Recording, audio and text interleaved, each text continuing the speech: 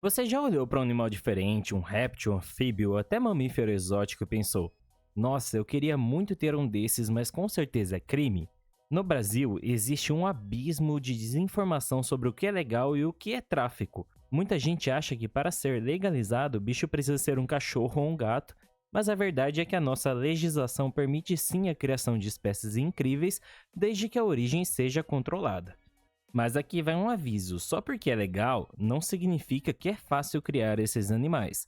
Na verdade, alguns dessa lista dão mais trabalho que 3 cachorros juntos.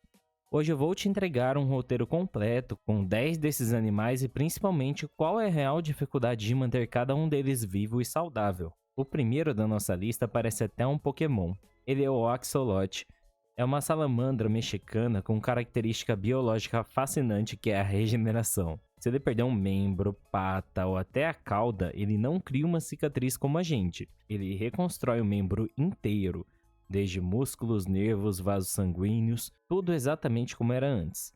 A ciência ela vem estudando o axolote porque ele consegue regenerar até partes do coração e do próprio cérebro sem ficar com sequelas funcionais. Agora, não é porque ele se regenera que você pode ser descuidado com ele. Esse processo exige uma energia absurda do animal, e se o aquário estiver sujo ou água quente, o sistema imunológico dele pode ficar sobrecarregado e ele perder ou ter essa capacidade atrapalhada. Além disso, abre a porta para que fungos se desenvolvam dentro do aquário, o que pode até levar à morte do bichinho. No Brasil, ele é considerado uma espécie exótica, ou seja, ele não pertence à nossa fauna. A origem dele é do México. E você pode comprar um de criadores autorizados. Mas agora vem um detalhe que ninguém te avisa. O axolote é um bicho de água fria. Eles são encontrados em lagos que são mais gelados. No calor do Brasil, se a água do aquário passar de 22 graus, o metabolismo dele pode acelerar e o seu sistema imune ser prejudicado. E com isso ele pode até vir a falecer. Você vai precisar de um aparelho chamado chiller ou um resfriador para aquários e custa bem caro, ou vai virar escravo de garrafas de gelo no aquário. Ele não é um pet de toque, é um pet para se observar. O próximo é um animal extremamente fofinho, é o furão, e é um dos pets mais injustiçados também. Muita gente acaba confundindo ele com o ariranha ou o furão pequeno brasileiro, que são silvestres e proibidos. Mas o furão que você compra em pet shops, ele vem dos Estados Unidos e é muito comum lá. A lei brasileira exige que eles entrem no país castrados e com microchip. E por quê? Para evitar que em caso de fuga, eles se reproduzam e virem uma praga ambiental. Mas atenção, um furão, ele é extremamente energético. Apesar dele dormir cerca de 18 horas, quando eles acordam, eles querem entrar em qualquer buraco que eles encontrarem. Roubam chaves, entram dentro de motor da geladeira, se instalam em sofás e por aí vai. O custo de manutenção dele é alto porque a ração dele é extremamente cara e o veterinário precisa ser um especialista em animais silvestres. Se você não tem tempo para brincar com ele por pelo menos 2 horas no dia, ele pode até desenvolver depressão. O próximo animal é um queridinho aqui no Brasil e é uma ave extremamente conhecida. A calopsita, ela é tão comum que a gente esquece que ela é australiana.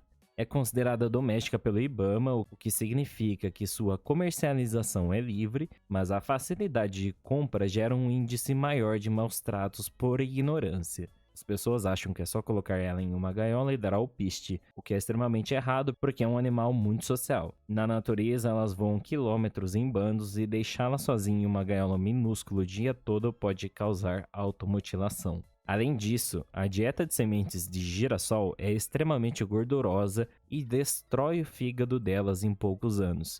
E aqui no Brasil, infelizmente, é algo comum você ver as pessoas dando girassóis para as calopsitas com frequência. Se você quer uma calopsita, esteja preparado para investir em rações boas e principalmente em tempo de interação, porque são animais sociais.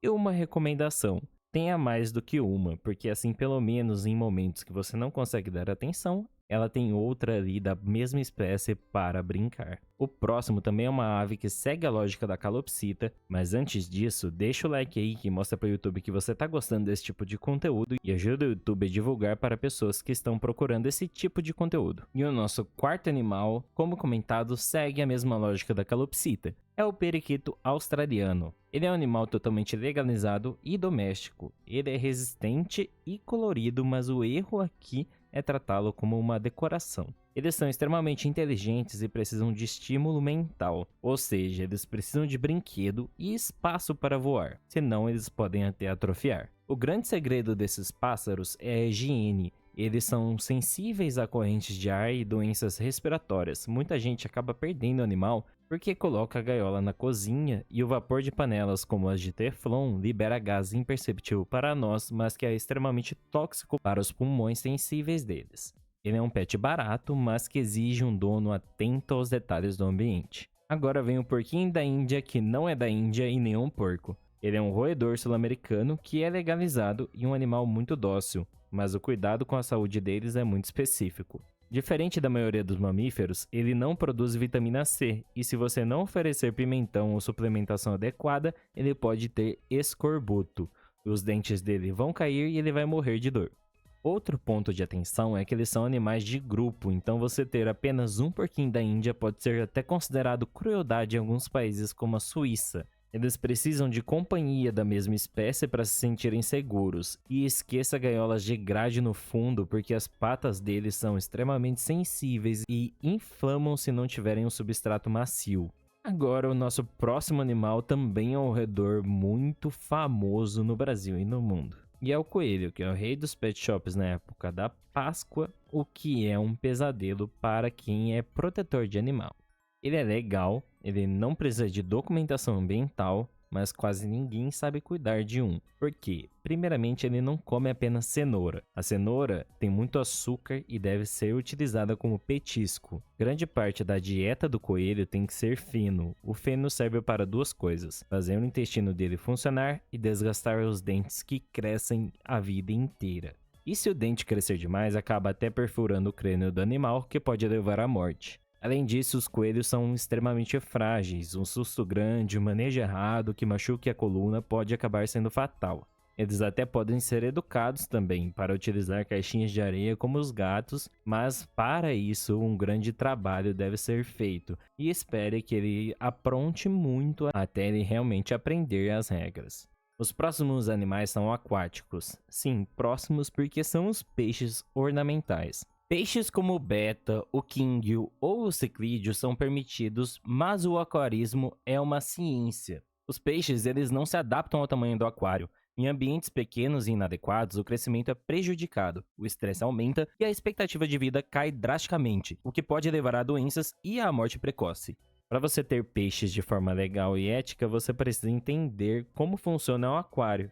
E se você não tiver um filtro bom e não fizer trocas parciais de água, o peixe vai nadar no próprio xixi, em meio a várias bactérias e a amônia, e vai acabar queimando as brânquias dele. Um aquário bonito exige teste de pH, temperatura controlada e também paciência, além de limpezas. Agora a gente vai entrar no território de exóticos radicais. E esse animal é o escorpião imperador. É um animal africano, brilhante, pode chegar até 20 centímetros. Por ele ser exótico e não nativo, ele pode ser comercializado se vier de importação legalizada ou criadouros específicos. Apesar de seu tamanho, ele tem um veneno muito fraco que é comparado ao de uma abelha. Mas o desafio para criar um é o ambiente, porque ele precisa de um terrário com alta umidade e temperatura controlada. Se o ambiente estiver seco, ele não consegue completar a troca de pele e morre sufocado no próprio exoesqueleto. É um animal para quem gosta de biologia e gosta de observar.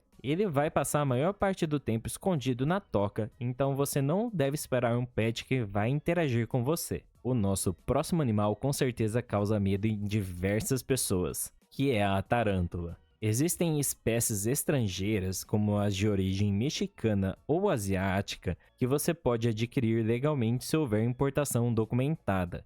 E as tarântulas são animais fascinantes. Uma fêmea de algumas espécies pode viver de 20 a 30 anos. E são animais limpos que não vão fazer barulho e ocupam pouco espaço. O principal cuidado é o manuseio, não porque a picada é o principal perigo dela, mas sim por conta dos pelos que elas lançam com as patas traseiras quando se sentem ameaçadas. E esses pelos podem causar alergias graves na pele e nos olhos dos donos ou de quem mexer com ela. É basicamente um pet para você observar e admirar a engenharia da natureza. E nosso último animal é uma ave muito famosa e muito, mas muito inteligente. É a cacatua. A cacatua é permitida sob autorização, mas se você pretende ter uma, tenha em mente que ela é extremamente energética e parece uma criança de 3 anos cheia de energia.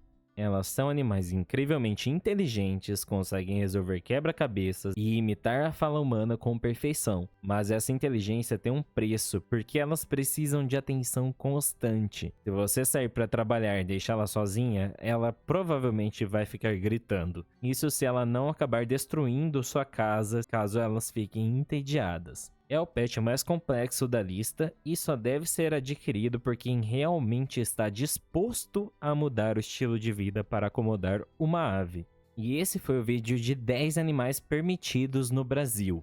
E o que todos esses animais têm em comum? Bom, nenhum deles é um bicho de pelúcia.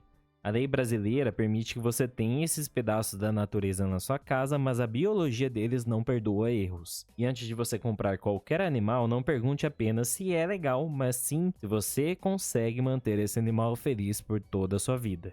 E se você aprendeu algo novo hoje, ou se eu te ajudei de alguma maneira, se inscreve aí no canal, deixa seu like e comenta aqui embaixo qual desses animais você achava que era proibido e agora ficou com vontade de ter. E a gente se vê no próximo vídeo.